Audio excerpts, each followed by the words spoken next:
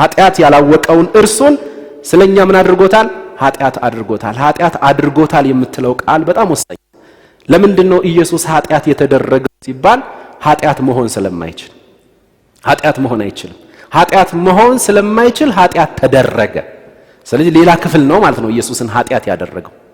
ሌላ ክፍል ነው ኢየሱስን ኃጢአት ያደረገው። ለምንድነው ኢየሱስ ኃጢአት የተደረገው?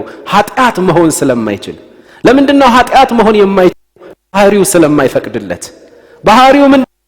እርሱ ሲወለድም የኃጢአት ተፈጥሮ የሌለበት፣ በምድር ላይ ባለ ምልልስ በድርጊትም በአንደበቱም በንግግርም እንኳን ተንኮል የሌለበት ስለሆነ የኃጢአት ተፈጥሮ የሌለበት፣ ኃጢአት ሰርቶ የማያቀው፣ ኃጢአት ልሁን ቢል ኃጢአት መሆን ስለማይችል እግዚአብሔር በእኛ ቦታ ግን ንጹሑን ጌታ ምን አደረገው? ኃጢአት አደረገው።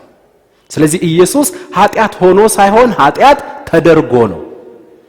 ስለዚህ ያደረገው ሌላ ክፍል ነው ማለት ነው። ወደኛ በምንመጣበት ጊዜ ዘሴም ነገር ነው የተፈጸመብን።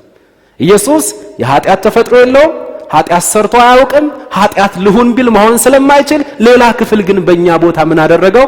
ኃጢአት አደረገው። እንዲሁ እኛ የጽድቅ ተፈጥሮ የለን፣ ጽድቅ ሰርተንም አናቅም። የጽድቅ ተፈጥሮ የሌለን፣ ጽድቅ ሰርተን የማናቅ፣ የእግዚአብሔር ጽድቅ እንሆን ብንል መሆን ስለማንችል ኢየሱስን በእኛ ቦታ ኃጢአት ያደረገው እርሱ እኛን ደግሞ በኢየሱስ ቦታ የራሱ ጽድቅ አድርጎናል። ስለዚህ ኢየሱስም ተደርጎ ነው፣ እኛም ተደርገን ነው። ኢየሱስን ለምን ተደረገ? ኃጢአት መሆን ስለማይችል። እኛ ለምን የእግዚአብሔር ጽድቅ ተደረግን? የእግዚአብሔርን ጽድቅ በራሳችን ማምጣት ስለማንችል። አባባ እናመሰግናለን።